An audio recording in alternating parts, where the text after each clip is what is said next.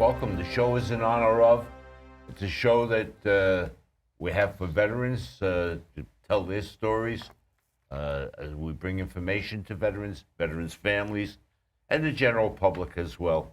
And we got some special guests with us who are back for the third time, and we have so much that we have to talk about. But before we get into that, I have a couple of things for business. Today is the anniversary of the very first Desert Storm, and my hats are off to all of you guys that served in Desert Storm, and thank you for your service. And thank you all veterans for your service. It's very important. Paul Dietrich will not be with us today. He's in Florida. So Paul, we're doing this in your absence, and it's going to be a good show. Anyway, our guest today, Andy Mealy, has been with us a number of times, and Andy kind of brought this group together with me. Marty, Richie, Victor, and Pete, welcome back, guys. Okay? Good to be back. Thanks for having us. Okay. Great to be Now, back. I understand we got a lot that we want to talk about. We'll start with you, Marty. Hey, you want to start with me? I had no idea. They're all making fun of me. It's the Marty Show.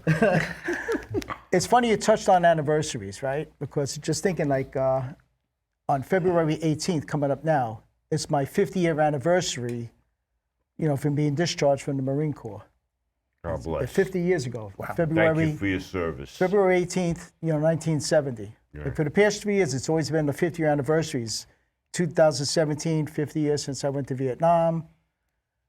And then, in 1968, January, it was 50 years since the Tet Offensive. And then the later that year, May, it was 50 years since I narrowly escaped death in a hut that was hit by a rocket. And so all these 50 anniversaries now are coming to an end. It's funny, you say Tet Offensive. Yeah. The only people who know what Tet Offensive was were guys who served over there. All Vietnam veterans know the Tet Offensive. Or any Vietnam vet. But if you ask a young kid, do you know what the Tet Offensive was? And he's going to look at you like you got three heads. Well, I don't know. I guess they're not teaching anything in school about Vietnam. No. I don't know. And I guess it was just, like I say, we even talked about it in the green room, the way how things were back then. We were kind of like, country treated us with a lot of indifference. We weren't really appreciated for our service the way things are today. We are very appreciated. Like we were talking about how some of the sports arenas and sports places take time out during this time of a game, right? And they honor veterans. Exactly. Sometimes they'll have a veteran on a big screen and everybody will applaud him and everything. And I was even talking about my own experiences at MetLife Stadium with going to Jet games where Greg Buttle's fantastic. He would come off the stage, he used to do that little show there, and come down and actually say hello to all the veterans that were in the group. That's right. And tell us, how much he appreciated us. And I remember one time I was standing with Richie Garofalo, and he came off the stage, and he actually put his arm around me like I was his buddy. Right. And he was talking, when we were there and everything, and I was telling him about that I was still in Vietnam during Super Bowl III. He got a real kick out of that, because, I told him how to read about it in Stars and Stripes. And he was really he engaged us, and a lot of people were coming up for autographs, and he was saying, no, come on, wait, I'm with my guys now. He said, these are my guys, the vets. It's funny, you mentioned Stars and Stripes, and I didn't mean to interrupt you, but I just heard that from you guys, actually. I told you, yeah. Yeah. I saw it on the news. The Pentagon is doing away with Stars and Stripes. No more Stars and Stripes. And I remember that was like a big thing for anybody that served any place in the world through all of the wars. I mean, that was our news that we were able to receive. That was our newspaper. We talked about, I was aboard ship, and the only way I could hear the World Series was having somebody read off of a teletype what was happening. Stars and Stripes. And it was the Cardinals and the Tigers. I'll never forget. And you told me it was the Tigers. I remember the Cardinals Yes. while we were out at sea. Yeah. Amazing. That's Anyway, how go ahead. that's how I heard about Super Bowl III. One of my friends was reading Stars and Stripes, and he told me about it. I mean, back then, what is Stars and Stripes and Sea Rashes? That was it. That was your mainstay in the military. I mean, I can't believe it's not going to be around anymore. But like I say, we didn't have the devices that people have today. When we were deployed, like I say, we were deployed. We were away from home.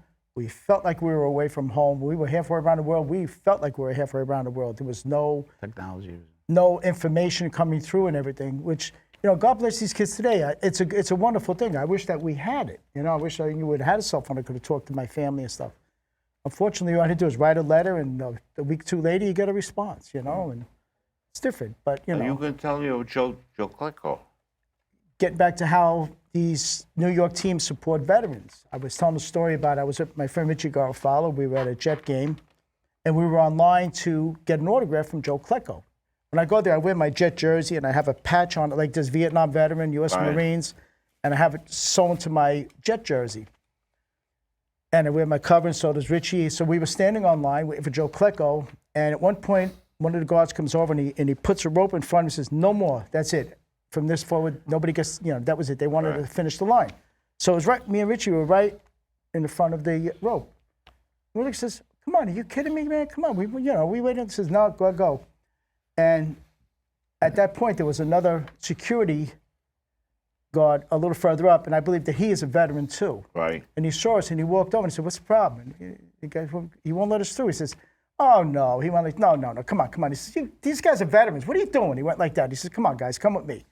And it took me and Richie, and he took us right up to the front of the line, and Joe Klecko waved us up. "Come on stage." And we walked up. He signed my jersey, shook our hands. It was really terrific. But this is the kind of support and appreciation that we're seeing now when we go places. Like, it's a good feeling, right? I mean, considering how we were kind of looked down on now, people do show us a lot of respect and a lot of appreciation. I love it. I think it's great, You find that from most veterans. Yeah. Talk about Sean.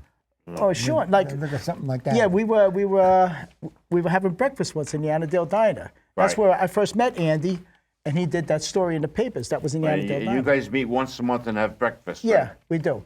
And we were sitting there, and this guy comes over, and he said, "Listen," he goes, "breakfast is on me." And we had a big group that day. About 7 guys. Yeah, so I mean, it was a tab like over $100. His breakfast is on me. He picked up the tab, and he paid for it. And since then, like every now and then, we invite him to have breakfast with us again to join us as a group. Sean. Sean, if you're watching, thank you. Sean, shout out, buddy. Yeah. And he was not a veteran, Sean. No. He That's said his father was, so he does appreciate veterans. that's almost typical of Staten Island. Yeah. Most Staten Island people have a great respect for the veteran, and it's a good thing. That's a very I think the good country at large now does have a lot of respect for us. They right. do It appreciate it certainly has turned around. Okay, Yeah. and It has, as far as athletes, most athletes really love the veterans. A right? lot of them do. Except for the idiot that was kailing. I won't mention his name. We don't want to do politics. We don't want to do No. politics. But No. I mean, even when I go to Jersey Devil games, they honor veterans. I mean, other things, baseball, right? You guys, we all experience it. Now, Richie, you want to tell us about the group therapy session that you guys do? Yeah, the group therapy, it's really a good thing because what we get to realize is that we're all basically in the same boat as far as things that we remember that you really don't want to remember, but you get a support of people that have gone through similar things that you have. So it's kind of like it encourages a little bit to go on, like, Right. Because like sometimes with relationships, even now, things are a little difficult sometimes. You hit a bump in the road. But you listen to these guys talk and how they deal with it, and it kind of like pushes us on, Not that we don't remember the things that happened, the things that weren't so good, but it kind of helps us to get along, That's It's a very good important, thing. yeah. It's a good thing. Now, do you find that it's got to be all Vietnam guys, or as compared to, let's say, a mixed group of Korean guys and Vietnam guys and No, Desert Storm guys? It's all the same. In our group, we just have Vietnam veterans. All Vietnam guys. But like I tell people, they say, well, these young kids today, whatever. I says, you know what? Every generation of Americans steps up to the plate, And I give these young kids credit. I mean, one of my son's best friends is going back to Iraq for the third time, And he's a warrior, and he's doing it for his country. And his name is Dave, and we pray for him that he comes back home safe. Even my son-in-law, Mark, he's a great guy. He was with the 2nd Armored Cavalry in Iraq during the surge. Right. So, I mean, that's nice. Even like I say, I have a son-in-law who served, and it's a good thing, Every generation, we produce enough guys that will step up and everything. But like I said, I have a lot of respect for my 2 friends over here because these guys were hardcore grunts. You know, these guys were like in the field, in the bush. They really were. When you talk about in the front lines, they were there. Victor, tell us. Well, sitting here listening to Marty, I just got reminded me, and I just remembered, next week, it'll be 50 years, the 17th of February, that I got hit in Vietnam. And when you mentioned that you got out of the next Marine day, Corps right, there you go. in 50 years ago, I just realized, wow, You got hit in Vietnam. I got hit, okay. yes. I got hit February 17, 1970. That's what with the 101st Airborne up in I Corps. Yeah. So it just, I didn't think nothing of it until you mentioned. It's I'm amazing like, how close oh my everything's God. entwined, right? Do you find that flashing through your mind frequently when you got Yeah, hit? I used to, not since I started in the group, I got a lot of, I would say, and the anxiety and the madness I had held in. Yeah. I got it all out, basically, talking about it, because I felt that nobody knew what I went through until I went to the group meeting. I said, wow, I'm not the only one suffering from this PTSD. It's been a long time, and I've gotten better. I still have times where I get set off, something will trigger.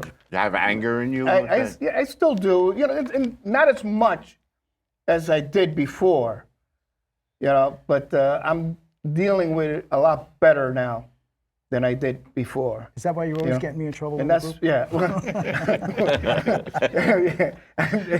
I got Marty thrown out one morning at the He's always at our getting me in meeting. trouble in the group, this guy, Yeah, but no, we have a good time. But it's weird that I hadn't had an emotion in a while like I did when Marty just mentioned 50 years, and then I It's realized, 50 years, wow, amazing. We're getting old, man. Years ago, February was the worst month of my life, February, because it always brought back Yeah. the incident, the flashbacks.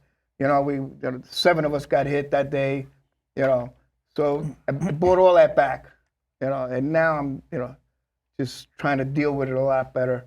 Now, let me ask you guys, if somebody wanted to start his own group for group therapy like you're doing, how would they go about doing that? Is that through the VA, or did you find the right guy to? Well, the VA has the facilitators like Dr. Ayers, who's our facilitator. And Dr. Ayers will accept people into his group. So I know Pete's one of the originals. He's been there a long time. Day one. I've been there since 2000, I think 10 or 11. But I had to see Dr. Ayers and have a sit down with him and talk to him to be accepted into his So group. they have to go way to the everybody VA else. and see Doctor. Yeah, I mean, There's different groups. They have, but we just we happen to be the doctor that sees us is Dr. Ayers. Pete, tell us what you. Well, Marty just, when he said that 50 years, a lot of people don't realize that 50 years ago we invaded Cambodia. Right. And I was one of the companies that went in there. We were in there for over 60 days and nobody knew where we were. My family didn't know where I was for 60 days because we weren't allowed to write. We didn't get any mail. Did you know you were there at that time? Oh, Did we you knew know- we were going to Cambodia. We knew Oh, that. okay. And we went to this place, Shakey's Hill, and it was a nightmare, and it wasn't a nice place, but what we found in there, I think from the way I look at it today is that was, they talk about Tet, they talk about Khe Sanh, but when we went to Cambodia, I think that was the changed the whole outlook on the war, because the stuff that we found in there, that we got in there, was unbelievable. I mean, they had helicopters, they had tanks, they had they had all sorts of weapons, 30 calibers, 51, all sorts of mortars, and I remember we were in contact, and we were on this in this valley, and we were on this side of the hill, and they were on this side of the hill, and one of our guys got hit, and we were taking the dust off, and a chopper came in, but it wasn't ours. It was the NVA, and we didn't fire at it because we didn't know who it was, and they just didn't recognize the smoke that we were pulling out, and when they did, when they came in, they were on the other side of the hill, and they actually were taking out wounded from them, and And I still remember that to this day, you know. And Cambodia wasn't a nice place. I think if they would have let Nixon go in another 15, 20 miles, I think it would have been over long before 1975. You know, they stopped us at 17 miles. We couldn't go in any further than that, you know, because they didn't want us going into another country. And I haven't thought about that in a while, you know, when Marty brought up, you know, Tet. Yeah, blame me. You know, and it's just like, you know, sometimes, you know, we just try to forget. We try to bury all that. Yeah. And, Understandably. you know, me and Victor, you know, we're very close, you know. Right. And, you know, we go to the gym in the morning and we go walking and we talk about a lot of stuff that we don't want to talk about, That's a good thing. you know. But he can relate, you know. Yeah. You know, more than some other guys, you know, or some other people, you know. So we ID a lot. And, you know, as far as the group, you know, I've been there since it started, and it's 2005. And I've been there, and, you know, some days it's good, some days it's not good for me, you know. And some days I just don't want to say anything because I can't identify or relate to anything they're talking about. And you all carried this with you at work in the post office for years, And we didn't know it. Didn't know it. and you didn't know it. I was saying, Pete used to work right behind my desk at the Manor Road Postal Office. I used to come in the mornings, hi to people, and Pete never really said a word. He was very quiet. I never knew he was a Vietnam veteran. No idea. And I joined the group because years ago when Pete was telling me about the group, and he told me to come on over and join Dr. Ayers' group, which I did. But like I say, I have a lot of respect for these two guys because, like I say, when I was over there, I was in a small compound with a Marine Security Defense team, but these guys were actually out in the jungle, whatever it was, and those are the harshest conditions to serve under. So I do have a lot of respect for these two guys. I might not show it, I never, but you know. I got the greatest respect for all of you for you know, But not really. being able to sit and talk about what you did, and bringing up even the negative points, and you know, it's so important. Now, this is your third time here. I didn't know that you went to Cambodia. I didn't know that you were hit. Yeah, and it wasn't like you came in here in the first show, and I mean, we have to sit and talk about your group session for that to come out, just to know that you're carrying that with you, and God bless you. I mean, I have the greatest respect for all of you to begin with, but even more so now. Even more so now. Thank you for your service, guys. Really, it's amazing. We can't count Richie out because without him, we'd have had no bullets or anything to fight with, right? You don't pick on him because he's Navy. I was Navy. My father was in the Navy too, so I don't know. But, yeah. Yeah, I was at a doctor's office not too long ago, and I was wearing my hat, and he says, "Did you get those medals and stuff, you know, from Vietnam?" I says, "Yeah." Well, he was on New Jersey when they first brought it back, and we were the first ship to give them ammunition, and all the big brass was there to take pictures and everything. But anyway, he had talked to this Marine during his time there in Vietnam, and he said that they were in a rough spot one day. And if it wasn't for the New Jersey, because the New Jersey could hit for 24 miles ahead. If it wasn't for the New Jersey, they actually bailed them out. The New Jersey bailed them out. So we helped the Marines and the Army, you know, along with the... We did our best. Yeah, we did. We did our best. Andy, Yes. you got a book coming out. Can we talk about that a quick Sure, second? why not? Well, yeah. Yeah, it's just. You're gonna have a it's- book signing, I hear. Yeah, I'm at Barnes & Noble, February 26th, or I was there. I don't know when this is running. But, So just February be on here 22nd. probably by tomorrow. well, February 22nd, it's a couple of weeks. We're going to do a signing at Barnes & Noble. It's a little different for me. It's history, and it's not baseball, and it's not frivolous. It's the turn of the 20th century. The Italian immigrants came here, and the Black Hand was preying on them. And it's how the NYPD fought it off by establishing an Italian squad. Which they had to do because everybody was Irish in the police department back then. Yeah, it was 98% Irish, and Irish. everybody spoke English, and nobody could communicate with the immigrants and all that. Right. So they became a small group of experts, and And what always fascinates me about that stuff and this stuff too, because I can't imagine myself being in this kind of a situation. But when you join a military or police force, there's always a chance you're going to be in harm's way. These guys not only joined it, they jumped into harm's way. Right. Because that was exactly from day one. That was their whole job, and they knew what they were going to face.